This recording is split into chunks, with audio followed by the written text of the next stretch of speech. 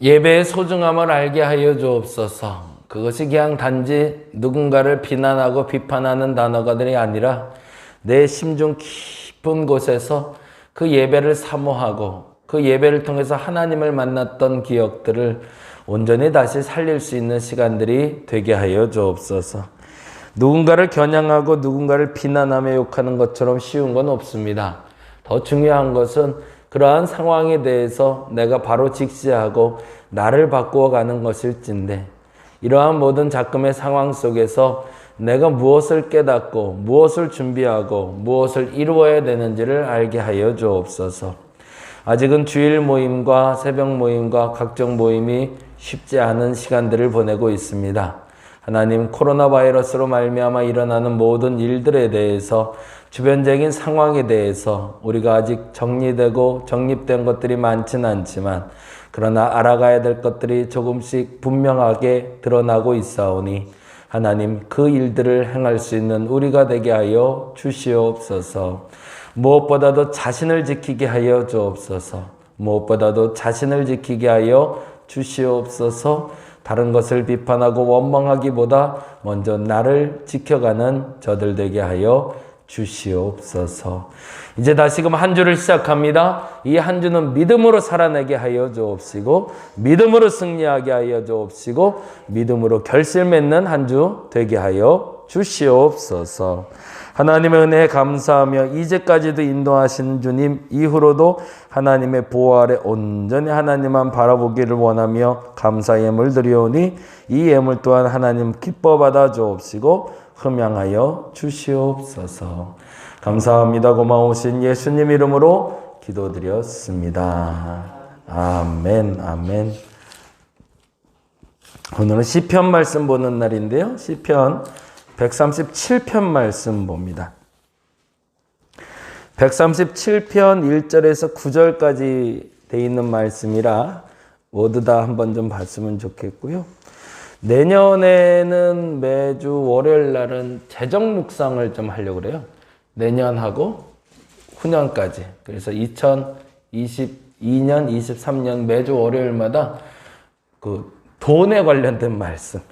그래서 매주 월요일마다 우리 돈에 대해서 어떻게 우리가 인정해야 되고 이해해야 되고 그리고 어떻게 잘 써야 되는지를 한번 묵상해 보려고 합니다. 그래서 내년 그리고 후년까지 2년 동안은 매주 월요일마다는 돈 얘기를 조금 좀 하려고 하고요. 올해까지 이제 시편 말씀 보게 될 것 같습니다. 137편 1절에서 9절 말씀 같이 읽어봅니다. 우리가 바벨론의 여러 강변 거기서 앉아서 시온을 기억하며 울었도다. 그 중에 버드나무에 우리가 우리의 수금을 걸었나니 이는 우리를 사로잡은 자가 거기서 우리에게 노래를 청하며 우리를 황폐하게 한 자가 기쁨을 청하고 자기들을 위하여 시온의 노래 중 하나를 노래하라 함이로다. 우리가 이방 땅에서 어찌 여호와의 노래를 부를까? 예루살렘아, 내가 너를 잊을진데 내 오른손이 그의 재주를 잊을지로다. 내가 예루살렘을 기억하지 아니하거나 내가 가장 즐거워하는 것보다 더 즐거워하지 아니할진데 내 혀가 내 입천장에 붙을지로다. 여호와여, 예루살렘이 멸망하던 날을 기억하시고 에돔 자손을 치소서. 그들의 말이 헐어버리라 헐어버리라 그 기초까지 헐어버리라 하였나이다. 멸망할 딸 바벨로나, 내가 우리에게 행한 대로 내게 갚는 자가 복이 있으리로다. 내 어린 것들을 바위에 메어치는 자는 복이 있으리로다. 아멘. 아멘 하기가 어려운 시죠. 저주시라고 알려진 시고요. 시편에는 3편의 저주시가 있어요. 58편, 109편, 137편 3편이 저주시예요. 58, 109, 137. 그래갖고 58하고 109편은요. 사실 우리가 들어도 그래 맞아 라고 말할 수 있는 저주시예요. 그건 무슨 말이냐면 선과 악에 대한 이야기가 명확해요.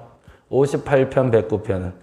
악인은 이래서 마땅히 저주받아야 되고 선인은 이래서 축복받아야 된다고 얘기해요.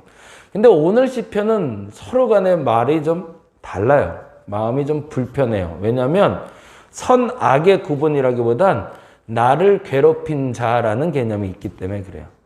바벨론이라는 나라가 이스라엘을 멸망시키고 그때에 그 바벨론에 대해서 비난하고 원망하고 저주하는 시가 오늘 시예요.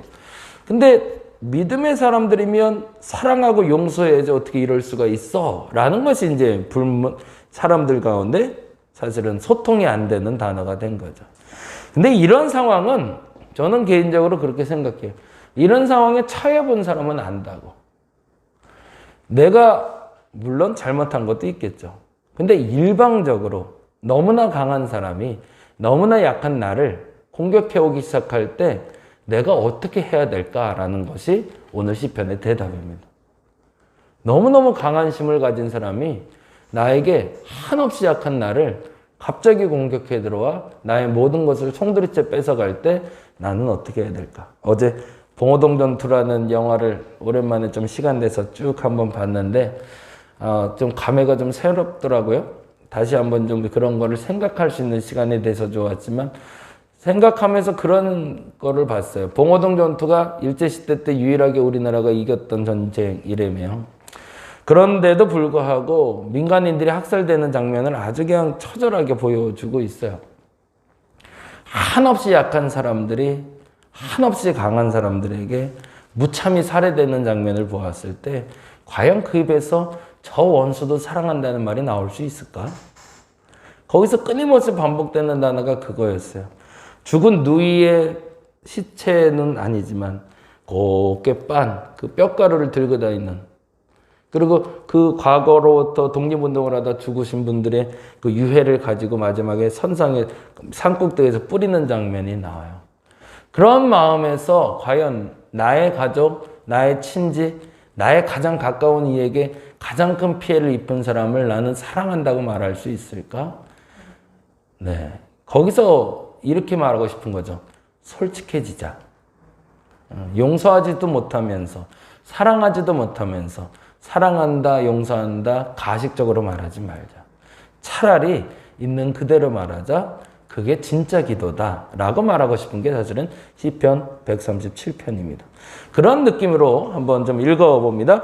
1절 말씀은 이렇게 됩니다. 1절 말씀 같이 한번 읽어볼까요? 우리가 바벨론의 여러 강변 거기서 앉아서 시온을 기억하며 울었도다. 울었도다에다 줄을 좀 쳐놓죠. 왜 울었을까가 중요하죠. 그런데 바벨론에 앉아서 울었던 이유가 처참히 내가 짓밟혔기 때문이 아니에요. 그들이 울었던 이유는 단 하나였습니다. 뭐라고 돼 있죠? 시온을 기억하며 울었대. 거기다 별표를 해놨죠. 예배가 그리운 거예요. 예전에 모였던 그 예배, 감격스럽게 드렸던 그 예배, 다시금 눈물 흘리고 기뻐했던 그 예배, 지금 저희도 주일 예배를 제대로 못 드리고 있는데 그 예배에 대해서 너무너무 배고픈 거죠. 그래서 그 간절함 때문에 서글퍼서 울었다는 거죠. 지금 처참하게 짓밟히고 억울해지고, 물론 중요해요. 다른 것도 다 많지만 내 마음을 요동치며 내 마음을 아프게 하는 건 그 예배의 소중함이 다시금 내 안에 싹트고 있기 때문이라는 거죠. 코로나 끝나면 진짜 그리스도인이 남을 거라는 얘기들을 해요. 진짜 그리스도. 그거는 예배당에 앉아있는 사람을 말하는 건 아닐 겁니다. 진짜 예배를 사모해서 진짜 모이는 사람들이 모이는 진짜 교회들이 나오기 시작할 겁니다. 과거의 영광을 회복이 아니라 그 사람들 때문에 진짜 교회가 시작될 거라고 믿습니다. 그리고 저희 교회도 그걸 좀 준비하려고 합니다. 그렇게 될 거라고 믿고요. 그런데 다음 절에 이렇게 나옵니다. 그 이유가 어디에 있냐는 거죠. 그게 2절과 3절입니다. 그들이 예배를 잃어버린 이유가 뭔가? 우리가 예배를 잃어버린 이유가 뭔가? 2절, 3절 같이 한번 읽어봅니다. 그 중에 버드나무에 우리가 우리의 수금을 걸었나니, 거기다 줄 쳐놓죠. 버드나무에 우리가 우리의 수금을 걸었대요. 그건 무슨 말일까? 설명을 3절에서 하네요. 3절 읽어봅니다. 이는 우리를 사로잡은 자가 거기서 우리에게 노래를 청하며 우리를 황폐하게 한 자가 기쁨을 청하고 자기들을 위하여 시온의 노래 중 하나를 노래하라 함이로라. 어떻게 한 거예요? 수금을 켜는 사람, 그리고 여호와를 찬양하던 그 입술로 뭐 하라는 거죠? 그들의 잔치상에서 노래하는 사람으로 노래하라라고 얘기했다는 거죠. 내 입술이 하나님을 찬양해야 될 입술인데 내 입술이 술자리에서 잔치상에서 다른 이방신을 찬양하는 입술로 사용하라 하니 나는 그거 못하겠다고 포기했다는 거죠. 그게 지금 첫 번째 이유로 이야기에 나오고 있는 부분입니다. 그런데 중요한 게 있어요. 왜 이렇게 되었을까라는 거죠. 왜 나는 이렇게 잡혀와서 그들을 위해서 노래해야 된다는 얘기를 듣는 사람이 되었을까? 이유는 나의 죄 때문이다 라고 시편은 얘기합니다. 내가 수금을 스스로 걸었다는 표현을 쓰잖아요. 그 표현이 앞서 말한 그 죄라는 문제를 걸고 있는 겁니다. 그들이 하는데 내가 반대했다는 얘기가 아니라 그들이 노래하라고 하는데 난 노래 안 해 라고 강경하게 말했다는 얘기가 결국엔 내 손이 결국엔 내 손으로 켜던 수금을 못하게 만들었다는 겁니다. 나의 죄 때문에. 우리가 예배를 못 드리는 이유를 계속 얘기하며 정부 얘기도 물론 하죠. 정부에서도 너무 강경해요. 이렇게 하면 안 되는데 라는 생각 드는 것까지도 자꾸 건드려요. 근데 또 다른 사람들도 얘기를 해요. 그런데 더 중요한 게 있다는 거죠. 끊임없이 이러한 상황에서 우리가 봐야 될 게 있는데 안 되는 것, 하지 말라는 것에 왜? 라는 질문이 끊임없이 던져져야 된다는 거죠. 그 끊임없이라는 건 누구의 죄 때문인가? 나에게 파도 더 나오는 그 죄가 아직도 있다면 그 죄를 씻어내지 않는 한 온전한 회복이 없으니 그리스도인들 스스로가 우리의 회복을 놓고 다시금 내 죄 앞에 엎드릴 수 있어야 된다는 얘기죠. 우리의 예배를 잃어버린 가장 큰 이유는 누군가의 탓이 아니라 바이러스의 탓이 아니라 내 탓이라는 걸 먼저 알아야 된다는 거죠. 그래서 이렇게 한다고 얘기합니다. 그의 행동이 이렇게 돼 있어요. 이렇게 됐을 때 나는 어떻게 대항해야 되는 거죠. 그게 4절부터 이렇게 돼 있는데요. 4절부터 6절까지 같이 한번 읽어봅니다. 우리가 이방 땅에서 어찌 여호와의 노래를 부를까? 그렇죠. 그렇게 찬양하려 했는데 내가 할 수 있을까? 여호와의 찬양도 못하고 그들을 위해서 노래도 못하는 거죠. 그런데 중요한 겁니다. 5절 6절 예루살렘아 내가 너를 잊을진데 내 오른손이 그의 재주를 잊을지로다. 6절 내가 예루살렘을 기억하지 아니하거나 내가 가장 즐거워하는 것보다 더 즐거워하지 아니할진데 내 혀가 내 입천장에 붙을지로다. 거기 참 재미난 표현이 나와요. 내 오른손이 그의 재주를 잊을지로다. 그리고 6절에 내 혀가 내 입천장에 붙을지로다. 뭐 한다는 거죠? 찬양이 멈춘다는 얘기죠. 근데 다른 말로 하면 이 말이 좀 재미난 표현인데 다니엘이 대항했던 것과 똑같은 방식인 겁니다. 다니엘은 어린 시절에 이방 나라의 포로로 잡혀간 귀족 출신의 아들이었죠. 그가 할 수 있는 유일한 저항이 있었어요. 우리는 저항이라고 얘기하고 대항이라고 얘기하면 맞서 싸우는 걸 얘기하잖아요. 근데 맞서 싸우는 것도 심과 심이 균형을 이뤄야 맞서 싸우지. 심과 심이 균형을 이루지 않는데 어떻게 맞서 싸우겠어요? 그건 일방적으로 당하는 거거든요. 그럴 때 다니엘의 한 저항이 있었어요. 그게 뭐였죠? 왕의 음식을 거부하는 거였습니다. 그게 첫 번째였습니다. 근데 그리고 나서 다니엘의 힘이 조금 좀 세졌어요. 그래서 각 지방 관원이 될 만큼의 높이까지 올라갔어요. 근데 그 정도면 힘을 좀 얻었다 싶지만 사실은 그럼에도 불구하고 그의 힘은 사자굴에 들어간 자신의 친구들을 구할 만한 힘은 안 됐어요. 더더군다나 그 사자굴에 들어가고 있는 이들 또한 그들은 지방 관원의 자리까지도 올라갔지만 왕의 명령을 거부할 만큼의 힘이 안 됐어요. 그럴 때 그가 대항하는 방법이 뭐였냐는 거죠. 자기를 지키는 거죠. 내가 할 수 있는 최선을 지켜가는 것. 어린 다니엘은 왕의 음식을 거부하고 야채만 먹기로 결정한 나를 지키는 거였다면 다니엘의 세 친구들은 그 사자굴에 들어가는 그 순간까지 자신들의 믿음을 지키는 것이 저항이었던 거죠. 지금 이 작금의 상황에서 우리가 해야 될 일이 있습니다. 들고 일어나서 싸우자가 아니라는 얘기죠. 그러기에는 이제는 기독교의 힘이 그렇게 강하지가 않아요. 이제는 그렇게 힘을 얻기도 힘들어요. 그러면 지금 내가 진짜 해야 될 건 뭘까? 내 자리를 지키는 거죠. 내가 최소한 내가 지킬 수 있는 그 자리, 음식을 거부했던 다니엘처럼 지금 내가 거부할 수 있는 게 어디까지고 내가 지킬 수 있는 게 어디까지인지를 명확히 구분해서 거기까지 할 수 있는, 다니엘은 창씨계명도 합니다. 이름을 바꿔요. 그것까지는 어쩔 수 없어요. 그건 내심으로 막을 수가 없는 거예요. 그들의 관원에 대해서 그들에게 굽신굽신하는 것도 안 할 수는 없었어요. 심지어 이방신 앞에 가서 절하는 것도 그때는 해야 됐을 겁니다. 해야 되는 상황이니까. 왜? 나는 약해서 그 이상은 넘어설 수가 없어요. 그런데 하나는 할 수 있었던 것도 먹는 것만큼은 내가 지킬 수 있다. 그래서 내가 지킬 수 있는 선을 지켜놓고 그 선 내에서 자신을 지켜왔던 다니엘을 하나님이 사용했던 것처럼 다니엘에 갔던 하나님을 찬양했던 사람들이 지금 그들을 찬양하지 못하는 것에 대해서 원망하고 서운해하고 그들에게 대항하는 방법은 그들의 입술을 지키고 하프를 키며 시온에서 찬양했던 그 손가락들을 멈추고 자기를 지키는 방법을 택했다는 겁니다. 우리가 지킬 수 있는 마지노선, 마지막 노선은 어딜까? 거기를 여러분이 지켜내시기 바랍니다. 사람마다 다를 겁니다. 어떤 사람은 조금 더 많은 범위를 지켜낼 수 있을 거고 어떤 사람은 최소한의 범위를 지켜낼 수 있을 겁니다. 그러나 그것을 지켜낸 사람을 하나님은 다니엘처럼 사용하실 겁니다. 그리고 그를 통해서 이스라엘의 회복을 말했던 것처럼 한국 기독교의 회복을 말해 주실 겁니다. 그리고 나서 부탁이 7절에서 9절이에요.